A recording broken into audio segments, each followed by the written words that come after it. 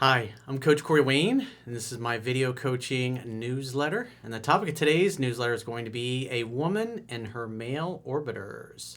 So I got an email here from a guy. It's an interesting story. It's kind of like he flipped the script a little bit. So he's new to my work relatively about 3 months. I guess he's been following it. And about 8 months ago, he had this woman he really liked that he was hoping he was going to be able to date. And it kind of sounds like he was trying to get his guy friend, maybe they had a mutual friend or whatever that knew her, to kind of set them up or to get them together. And then she ends up hitting on his friend. So needless to say, it didn't really go anywhere. And he also noticed that she has lots of dudes around, lots of male orbiters in her life. And so obviously 8 months ago, things were different and he didn't get anywhere. But it's what I really like about his emails. He runs into her again and just completely handles it in a different way. And obviously she reacts to him in a different way because he's applying what I teach in my first book, How to Be a 3% Man. And if you're new, this is your first video watching mine, you can read 3% Man and Mastering Yourself, my second book, on my website, Understand Relationships, for free. All you gotta do is subscribe to the email newsletter. So with that said, I wrote a quote, and then we're just going to jump right into his email. And the quote says, "Men may choose who they want to date, but it's women who pick the men they actually date and spend their time with. It's a man's job to be direct, decisive, and get to the point of extending an invitation to women to get together for dates. High-value men know that when women are truly interested in them, they will make it easy to get together in person for a date." That's something that's really super important. I'm going to read that sentence again. High-value men know that when women are truly interested in them, they will make it easy to get together in person for a date. The lower a woman's interest, the more obstacles they will put in the way of getting together. That's definitely important to note. So if you're trying to set a date with a woman and she's giving you a hard time and just throwing lots of obstacles in the way, she's not making it easy, that's indicative of lower interest and the fact that she's testing you to see what you're made of. And that's why it's important to be direct, decisive, get to the point. Much like a good salesperson knows that, because salespeople make money when they make sales. And in the sales business, you have people that they call the tire kicker, the person that's just kind of looking. They're not really a serious buyer. They're not really going to buy. Maybe they don't have the money, they don't have the credit or whatever. And as a salesperson, you got a limited amount of hours in a week to spend with prospects, and you want to make sure you're spending your time with actually good prospects. And good prospects will make an appointment. Tire kickers won't. They'll have excuses, they'll have other things that get in the way. And same thing comes to dating. And it's great to take that sales skill, that sales technique, and apply it to your dating life to find out, is she just testing you or does she just have low interest? And either way, a woman who likes you but she's testing you but she's not sure will throw some obstacles in your way. And if you're just direct, decisive, and you try to make the date and you just keep getting wishy-washy answers, you withdraw the offer. And if you withdraw the offer and she's like, "Oh yeah, some other time," it means she doesn't really care. You want to spend your time with women who make it easy to be with them. So back to the quote, "The higher a woman's interest, the easier they will make it to get together in person. Men should only invest their time and energy into women who make it easy and effortless to be with them." So with that in mind, with that little tidbit of information in mind, let's go through this guy's email and see if you can pick out what's different, why it worked, why the attitude change in this complete 180 degrees. So he says, "Hey coach, a friend introduced me to your work 3 months ago." Good friend, by the way. "And it has changed some things drastically in my dating and personal life." Well, a big part of what it does, it helps you to start interacting with the world, not just your personal life, but your professional life, in a way that demonstrates value, that you believe you have value. And not only do you believe you have value, but you act like a person who has value. And if it's somebody trying to offer you less of a salary than you want when you're negotiating for salary, or you're selling something and they're offering you less of a price than what you want, you'll have the confidence to hold out for the right opportunity, the right buyer, if you will. Obviously, when it comes to dating, you want to hold out for the right woman. You don't want to settle, because if you settle, you're always going to be regretting it. And at some point in time, if you've settled, you're going to encounter another opportunity that's closer to what you want, and you're going to be kicking yourself because you settled. It sucks. I know what it's like to be in that position, and I don't wish it on anybody. It's like, it makes you feel trapped. It's horrible. I realized after reading 3% Man once, only 14 more reads to go, that I was a total beta my whole life. I'm 25, long time. I'm 25, good looking, and own my own business, yet couldn't nail dates pretty much ever. I see this a lot because, most of my clients, I should say now, my coaching clients especially, are all high income, high net worth dudes. And it's just amazing, because I used to be one of them, guys that very successful, but when it came to women, I was just too nice. I was too much of a pushover. I let them jerk me around because I didn't know any better. Nobody teaches you this stuff. They don't teach you this stuff in middle school, high school, college. If you're going to a therapist or a psychologist, they can't help you with this stuff. They don't even know this stuff. They've never studied it. After a read and a zillion videos, I have already picked up on a lot of things I do wrong subconsciously and decided to go to work. Well, you definitely need to read the book more. It's great that you're watching videos, but people that just watch videos and don't read the book, they're kind of lazy and they're just looking to cherry pick. And that is not going to give you sustainable success. You can get some attainable success, and I've done countless stories over the years where the guys got success out of the gate and then dating, and because they never bothered to learn any of the relationship stuff, when that information, that wisdom came in handy, since they dismissed it as useless and not important, they just completely fumbled the football. So do yourself a favor, read it 10 to 15 times. I'm telling you that you're being a fucking slacker.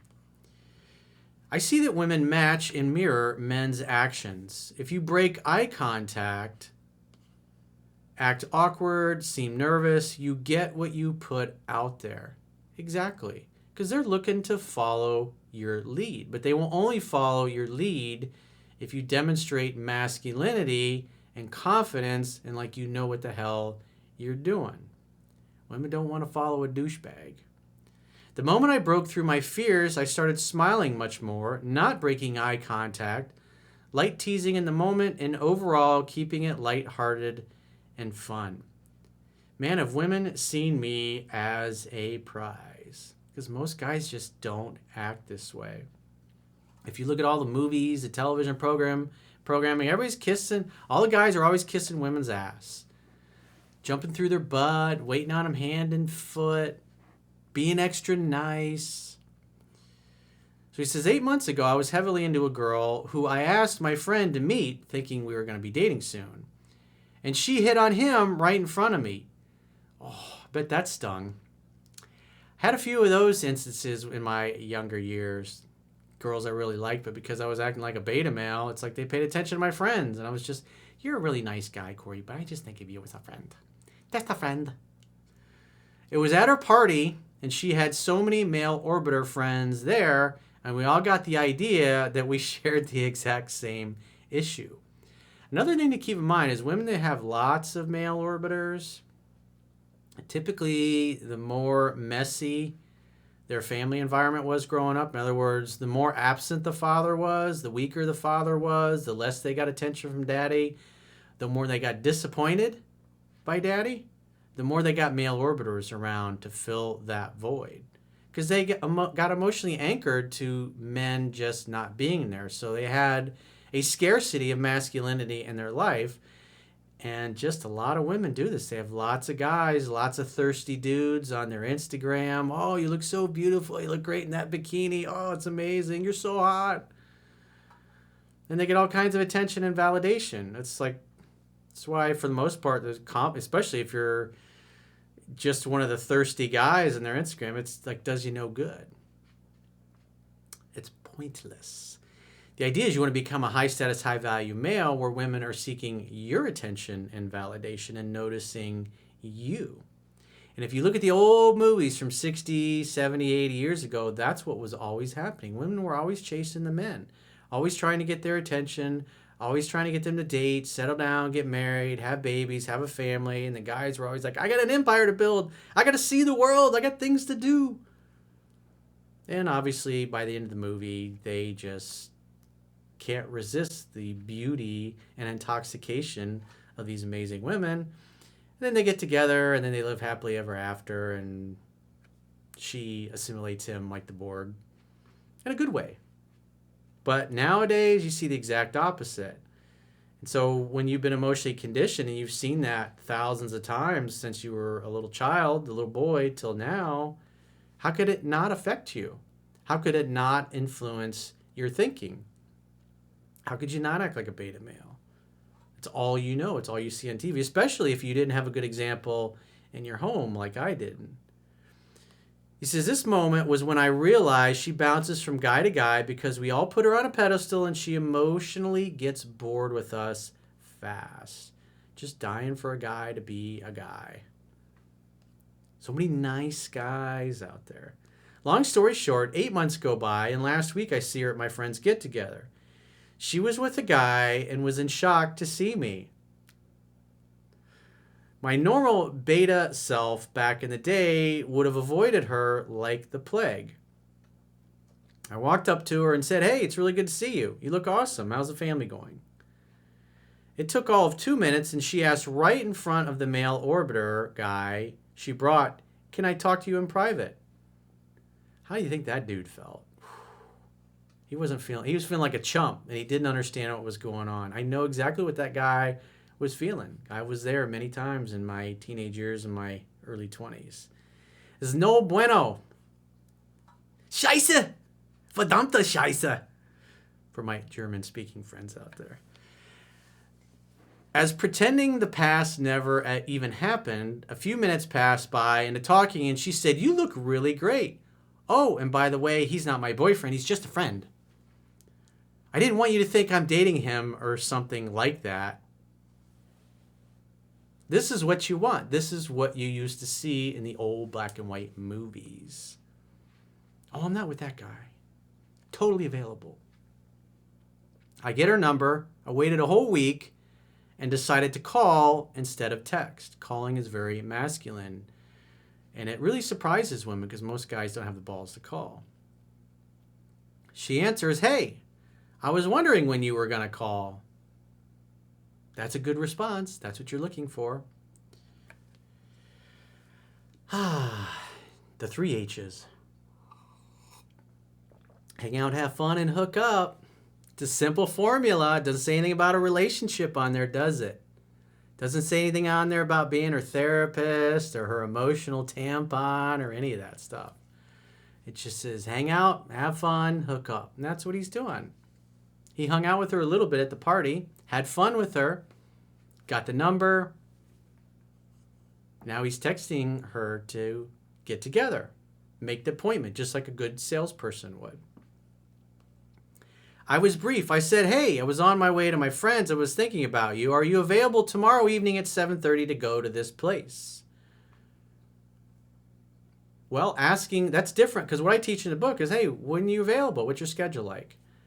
Because if you say, are you available, and she's got something else, and she can't, it's like, no. And it's more, obviously he's on the phone, but when you're sending text back and forth, see, the other thing that can potentially happen is if she's not available and she really has super high interest, she'll cancel those other plans to make herself available to you.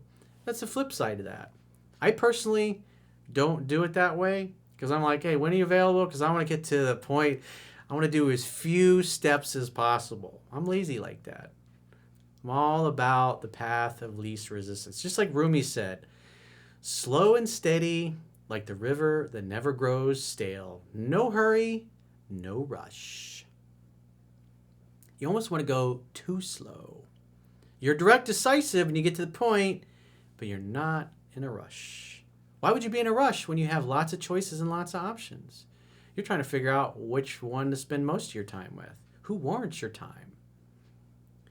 She jumbled quickly, found excuses to rush getting off work and doing her routine in order to make it in time to have me pick her up.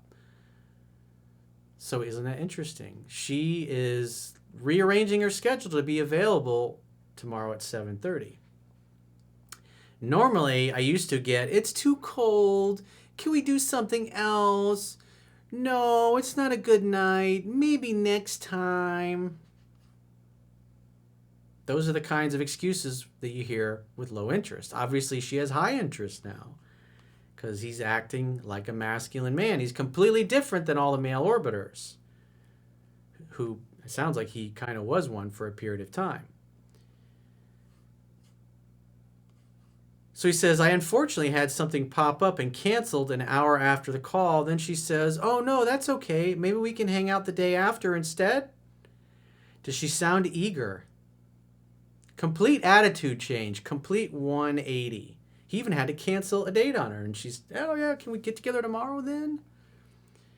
He says, Corey, thank you, bro, and God bless. 14 reads later is going to be the most unstoppable me I can imagine being, LOL. Whether it goes good or, this is what I like about his attitude. This is the right attitude. Whether it goes good or not with her, I do not care. She is one of millions in my eyes at this point. She's no longer the prize. I am. The other thing I can consider is it's possible that she's a really super insecure girl, hence the, and probably may have some daddy issues. You can't be sure. That's why you date. That's why you test drive. Don't be judgmental. Just want to have a wait and see kind of attitude, but just keep in mind women that behave like this way tend to have lots of male orbiters all the time, tend to be insecure. So either way, if you apply what's in 3% man, you will definitely find out whether or not she's a good candidate to date. But I like your attitude. And in the meantime, you're going to want to hang out and have fun and hook up. Make it easy. You can get these on Teespring at the Coach Corey Wayne store. So if you haven't read my books yet, again, 3% Man, Mastering Yourself, all about aligning your life with your true calling and reaching your full potential. People sometimes go, hey, Corey, which one should I read first? Well, what's most important to you? Are you having personal issues that need immediate attention, or are you having professional issues? If it's personal issues, 3% Man. If it's professional issues, definitely Mastering Yourself. And obviously, because I do get into politics, because it is a book of self-reliance, communists tend to get really irritated with my book because they don't like hearing that they have to take personal responsibility for their lives. It's, hey, I teach self-reliance. If you don't like it, you can find somebody else. But if you have a challenge in your personal and your professional life and you'd like to get my help with it, you can go to my website, understandingrelationships.com, click the products tab at the top of your screen, and book a coaching session with yours truly. And until next time, hang out, have fun, and hook up.